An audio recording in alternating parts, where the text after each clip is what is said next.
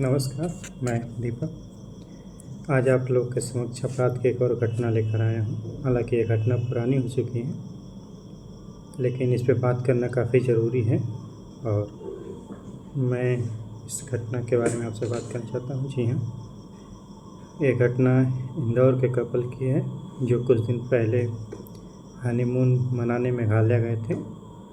वहाँ पे ऐसा आरोप है कि उनकी पति ने अपने दोस्त और उसके 2 दोस्तों के साथ मिलकर अपने ही पति की हत्या कर दी।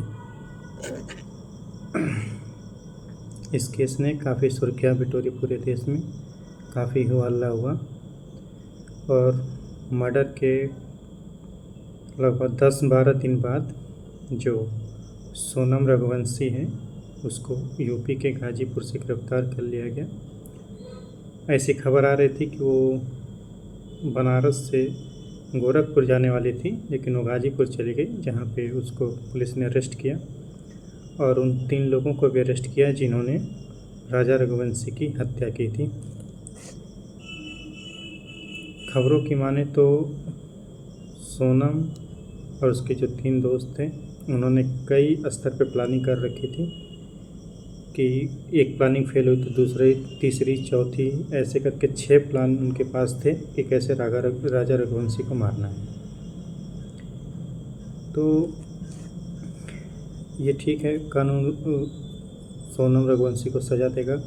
उसने जो किया, उसने समाज पे जो एक धब्बा लगाने का काम किया, तो कानून तो उसे सज़ा देगा ही और साथ ही साथ भगवान भी उसे सज़ा देगा कि एक मासूम लड़का जो हसीन सपने सजा रहा था अपने शादी के बाद आने वाली ज़िंदगी के, वो सारे सपने उसके सीने में ही तड़प कर मर गए और वो बेचारा निर्दोष होते हुए भी समाज के दबाव की बलि चढ़ गया।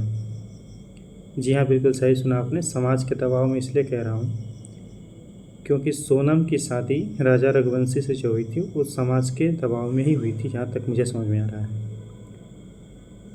क्योंकि अक्सर ऐसा होता है जब परिवार वालों को पता चलता है कि उनकी बेटी किसी गलत संबंध में है या फिर गलत रास्ते पे है या गलत इंसान के साथ है, तो वो उनके आसपास के लोग, रिश्तेदार यही राय देते हैं कि जल्दी से उसके हाथ पीले कर दीजिए और ये जाए। सब अपनी अपनी इज्जत बचाने में लग जाते हैं। आज मेरा वीडियो बनाने का मुख्य टॉपिक ये था कि सोनम रघुवंशी तो अपराधी है ही है, साथ ही वो समाज भी अपराधी है जो ऐसे लोगों को अपराध करने पे मजबूर कर देता है। कल्पना कीजिए अगर सोनम रघुवंशी ने राजा रघुवंशी से शादी करने से मना किया हो और उसके परिवार वालों ने दबाव डाल के शादी कराया हो, तो फिर सारी जिम्मेदारी तो सोनम के परिवार वालों की हो जाती है कि भाई तुम क्यों दबाव डाल के शादी करवाए सोनम की राजा से। जब उसको नहीं पसंद था, वो कहीं और जाना चाहती थी, भेज देते उसको।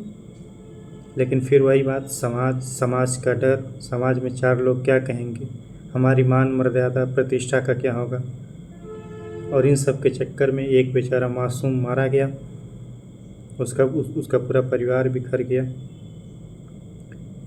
तो समाज ऐसा है ना कि समाज में ना कोई वकील है ऑफिशियल, ना कोई जज है, ना कोई इन्वेस्टिगेशन करने वाला है। समाज अपनी ही धारा में अंधे पशु की तरह चलता है। पता नहीं कब तक ये चलता रहेगा। मुझे समझ में नहीं आता लोग रुक करके 2 मिनट सोचते क्यों नहीं कि वो समाज के चक्कर में कई सारी ज़िंदगियां बर्बाद कर रहे हैं।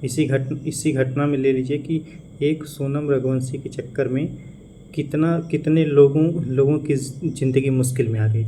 राजा रघुवंशी, उसका परिवार, उसका भाई, उसकी बहन, उसके आसपास के लोग और दूसरे भी लोग या दूसरे भी लड़के या लड़कियां जो शादी करना चाहते हैं, उनके दिमाग में ये सब चीज़ें चलेंगी। भैया अरेंज मैरिज, लव मैरिज करें तो क्या करें, सब में दिक्कत आने लगी है।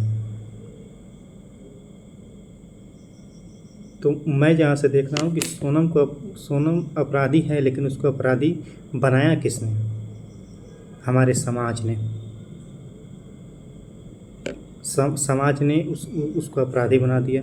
सबको तो ये नज़र आ रहा है कि राजा रघुवंशी का कत्ल हो गया, हाँ भाई की है, सोनम ने की है, वो एकदम अपराधी है, उसको सज़ा मिलना चाहिए। लेकिन उसके पीछे भी तो लोग हैं जिन लोगों ने उसको ऐसा करने पे मजबूर किया। जो कुछ बातें हैं जो मुझे समझ में आ रही है, जो मैं बहुत ज़रूरी समझता हूँ शेयर करना, कि किन किन स्तरों पे चूक हुई जो ये घटना हो गई। पहली बात कि जब आपके लड़के लड़की किशोरावस्था में हो तो उन पे कड़ी नज़र रखिए, अपने नज़रों को चौकन्ना रखिए, दिमाग को सतर्क रखिए। लेकिन उस समय तो सब अपने में मस्त रहते हैं, कोई किसी पे ध्यान नहीं देता। घटना होने के बाद सब आ जाते हैं, देखा अरे ये क्या हो गया, ये क्या हो गया। तो आप समय रहते ही अपने बच्चों पे ध्यान दीजिए। दूसरी बात कि आपके घर में घर के सदस्य को छोड़ करके कोई दूसरा सदस्य आता है, उस पे भी आपको नज़र रखनी है।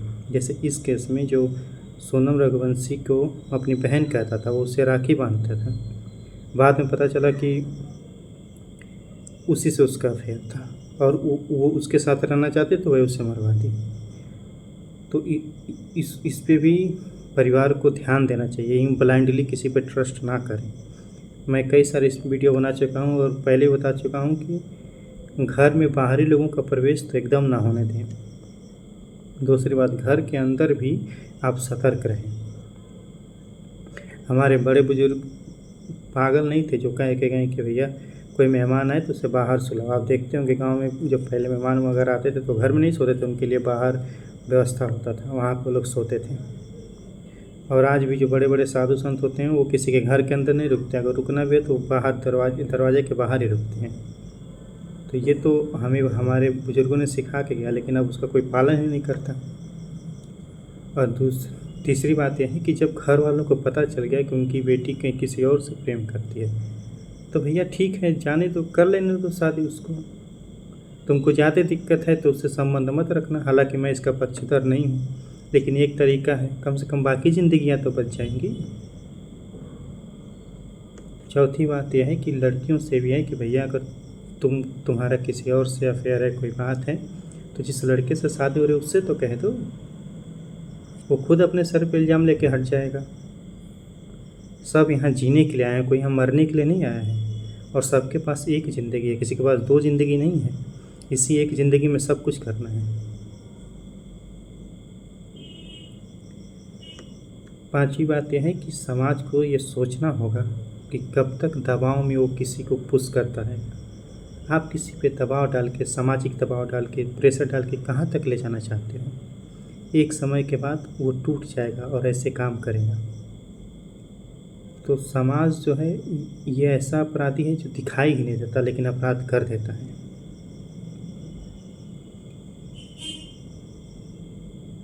ये चार लोग क्या कहेंगे, घर की इज्जत चली जाएगी, इन सब के चक्कर में ज़्यादा दिक्कतें होती हैं।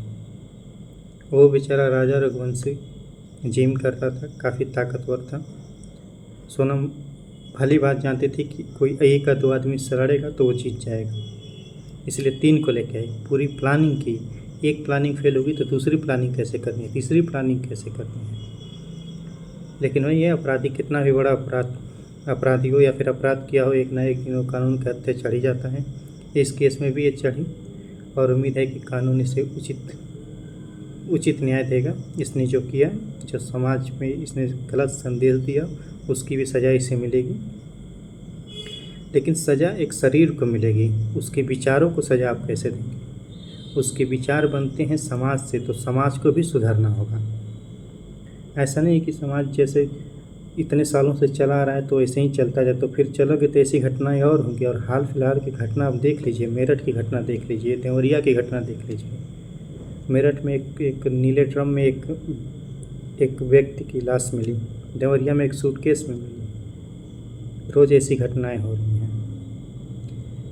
एक बात और है जिस पे मैं आप सबका ध्यान आकर्षित करना चाहता हूँ, ये कि इस देश में लड़कियों के लिए तो बहुत सारे कानून हैं, लेकिन लड़कों के लिए उतने कानून नहीं हैं। आप कभी गूगल करके देख लीजिएगा, इस देश में लड़कों के लिए ज़्यादा कानून नहीं है, उनके प्रोटेक्शन के लिए ज़्यादा कानून है, लेकिन लड़कियों के लिए हर प्रकार का कानून है। तलाक हो जाए तो लड़का गुजारा भत्ता देगा, लड़की नहीं दे सकती लड़के को, जहाँ तक मेरी जानकारी है।